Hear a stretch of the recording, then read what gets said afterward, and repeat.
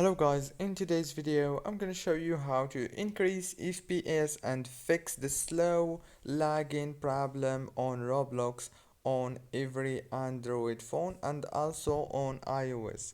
So all what you have to do is simple. Just go to the top corner and click on the Roblox logo as you can see right here. Click on it and now you will find here four options in the top. Just click on the second one, it's called settings, and after that scroll down until you find the graphics quality and make sure to make it manual and make it lower as possible like this, and then go back.